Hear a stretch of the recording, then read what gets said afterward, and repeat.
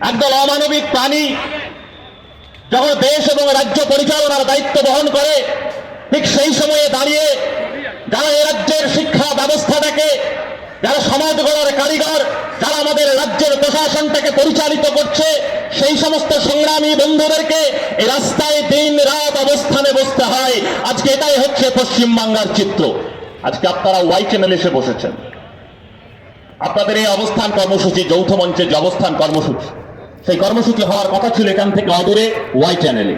যখন আসছিলাম তখন মনে পড়ে গেল আজ থেকে ঠিক 13-14 বছর আগেকার ঘটনা, যখন সদ্য আমরা স্কুল পার হয়ে কলেজে ভর্তি হয়েছি।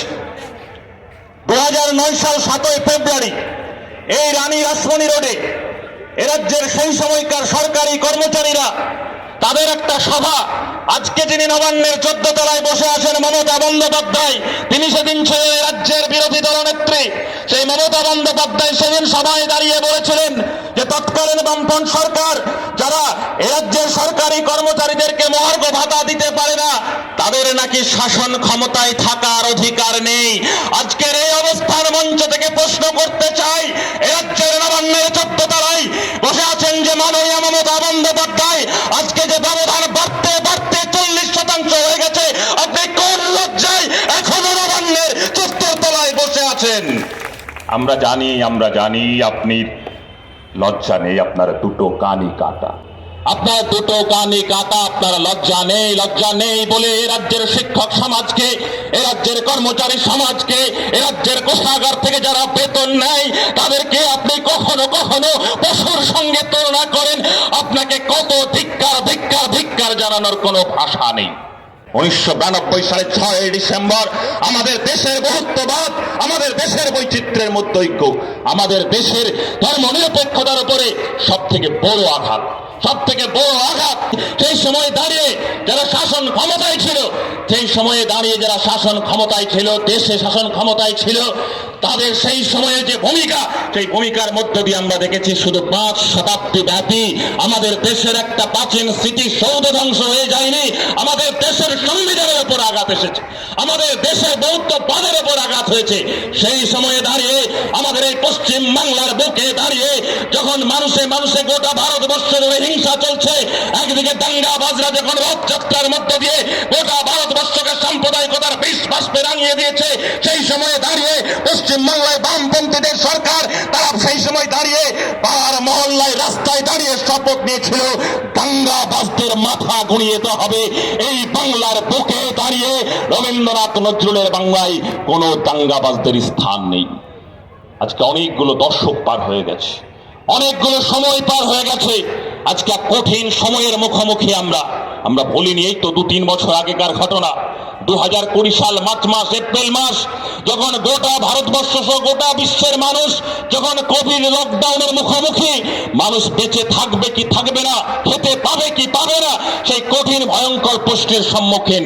সেই সময়ে দাঁড়িয়ে বিধানসভা বন্ধ, পার্লামেন্ট বন্ধ, সেই সময়ে দাঁড়িয়ে ঘোর পথে আমাদের দেশের সরকার, একটা অমানবিক সরকার, তারা নিয়ে এসছে কি জাতীয় শিক্ষানীতি, তারা নিয়ে এসছে কৃষক মারার জন্য কৃষি বিল, তারা নিয়ে এসছে শ্রমিকদের অধিকারকে লঙ্ঘন করার জন্য, বঞ্চিত করবার জন্য শ্রম কোড।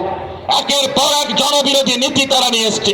দেশ জুড়ে বামপন্থী ছাত্র সংগঠন, শিক্ষকরা যারা যখন একসঙ্গে ঐক্যবদ্ধভাবে যখন একদিকে জাতীয় শিক্ষানীতির বিরুদ্ধে আন্দোলন শুরু করেছে, আমাদের দেশের অন্নদাতারা যারা যোগায় আমার ক্ষুধার অন্ন, সেই অন্নদাতারা দিল্লির বুকে দাঁড়িয়ে আমাদের দেশের রাজধানী চারপাশের রাস্তা অবরুদ্ধ করে যখন তার স্লোগান তুলল যে সরকার তোমারা নীতি বদলাও, नहीं तो हम लोग तुम्हें बदल देंगे, বদলানোর আওয়াজ যখন দিল্লির বুকে দাঁড়িয়ে উঠলো, সেই আওয়াজকে ভয় পেয়ে যখন কেন্দ্রের সরকার বাধ্য হয়েছিল সেই নীতিকে প্রত্যাহার করে নিতে, কিন্তু আজও পর্যন্ত আমাদের দেশের কৃষকদের ন্যূনতম যে মূল্য, সেই ন্যূনতম সহায়ক মূল্য আজও ঘোষণা করে। আজও আমাদের দেশের কলে কামারে ক্ষেত মজুরে আজকে আমাদের দেশের শ্রমিকরা লড়াই করছে। আমাদের দেশের ছাত্র সমাজ আজকে ক্যাম্পাস থেকে, রাস্তায় থেকে শুরু করে দেশের রাজধানীর প্রতিটা প্রান্তরে প্রতিদিন ছাত্রদের আন্দোলন সংগঠিত হচ্ছে। আগামী 12ই জানুয়ারি দেশের 6টি প্রগতিশীল বামপন্থী ছাত্র সংগঠন দিল্লির পার্লামেন্ট অভিযান করবে এই নয়া জাতীয় শিক্ষানীতি বাতিলের দাবিতে। লড়াই আন্দোলন প্রতিদিন প্রতিনিয়ত প্রতিটা স্তরে সংগঠিত হচ্ছে। লড়ছে একদিকে আমাদের দেশের ছাত্ররা, যুবরা, কৃষক থেকে শুরু করে শ্রমিকেরা লড়ছে। আজকে সকালবেলায় আমি খবরের কাগজে পড়ছিলাম, বেশ কিছুদিন থেকে শুনছিলাম সেই সমীক্ষার একটা তথ্য যে ভারতবর্ষের প্রতিটা ঘন্টায় 7 জন করে কৃষক আত্মহত্যা করে, ঋণের দায়ে আত্মহত্যা করে। কোন জায়গায় আমরা গিয়ে পৌঁছেছি, কোন অবস্থার মধ্য দিয়ে পৌঁছেছি? সেই অবস্থার মধ্য দিয়ে দাঁড়িয়ে আগামী 2024 সালে আমাদের দেশের নির্বাচন। সেই দেশের নির্বাচন শুধুমাত্র একটা 5 বছর পরে একটা নির্বাচন নয়। এই নির্বাচন হচ্ছে একদিকে আমাদের দেশের সাধারণ মানুষকে বেঁচে থাকার লড়াই, বেঁচে থাকার সংগ্রাম, সমাজের প্রতিটা অংশের মানুষের সংগ্রামকে সংগঠিত করা, উল্টো দিকে আমাদের দেশের সংবিধান, আমাদের দেশের বহুত্ববাদ, আমাদের দেশের গণতন্ত্রকে রক্ষা করা। আর ঠিক তার উল্টো দিকে আমাদের রাজ্যে যে সরকার আছে তারা প্রতিদিন বলতে চায় যে তারা নাকি দেশের সংবিধানের বিরুদ্ধে যারা লড়াই করছে সেই দাঙ্গাবাজদের বিরুদ্ধে তারা নাকি লড়াই করে। আসলে মমতা বন্দ্যোপাধ্যায় হচ্ছে আরএসএস দ্বারা পরিচালিত আর একটি শাখা সংগঠন, রাজ্যের তৃণমূল কংগ্রেস, যারা প্রতিদিন নয়া জাতীয় শিক্ষানীতির বিরোধিতা করে বড় বড় বিবৃতি রেখেছিল।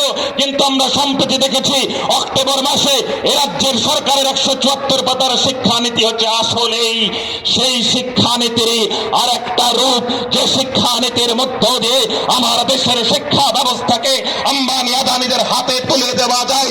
এদেশের গরিব সেই 80% পরিবারের সন্তানদেরকে শিক্ষার আঙিনা থেকে দূরে সরিয়ে দিয়ে তাদেরকে মোটে মজুর বানিয়ে দিতে চাই।